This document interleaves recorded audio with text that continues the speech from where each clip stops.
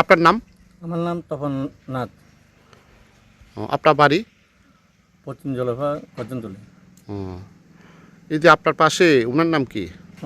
ভানুমতি নাথ। ও, উনি আপনার কি লাগে? আমার বড় বোন। ও, ওনার বাড়ি কোথায়? ওনার বাড়ি হয়েছে মনু মাগরসরা, মাগরসরাতে। আচ্ছা, ওনার হাজব্যান্ডের নাম হারারণ দেবনাথ, আছে না? মৃত। কী তো হয়েছে? গত 17 তারিখ আমার ভাগিনে আর কি, আমার বড় বোনের ছেলে বাড়ি থেকে। নাম কি? প্রদীপ দেবনাথ। বয়স কত? বয়স 36-37। বিয়ে সাথে করছে নি? বিয়ে করছে। এর একটা ছেলে আছে, কলেজে পড়ে। হুম গত 17 তারিখে বাড়ির থেকে মানে নিখোঁজ। হুম এরপর 17 তারিখ কটার সময় থেকে? 17 তারিখ সকাল 6টা 6:30 এমন এমন সময় আর কি। উনি কি কাজ করে? উনি ওই ট্যাপারি করতো, রাবারের কাজ করে আর কি। গত কত তারিখ থেকে বাড়ির থেকে ইয়া? এই 17 তারিখ থেকে। কীতে হয়েছে, কি কইয়া বাড়িছে? আমি একটু এই কথা কইয়া বাড়ির থেকে বাড়িছি। এরপর থেকে নিখোঁজ আর পাওয়া যাইতেছে না, মানে বাড়িতে আর আইসে না আর কি। এরপর গত 26 তারিখে আমরা মনু থানাতে মিসিং ডায়েরি করছি।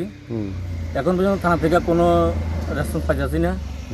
তাই আমার মানে বাগিনাকে যাতে অতি সত্বর পাই, তার জন্য বিনীত আবেদন আপনাদের কাছে। এরপরে কোনো যোগাযোগ করছে না? এরপরে না, আর কোনো যোগাযোগ নাই। এরপরে আবার আসাম একটা মোবাইল নাম্বার থেকে ফোন আইছে যে ওইখান থেকে কথাবার্তা হয়েছে।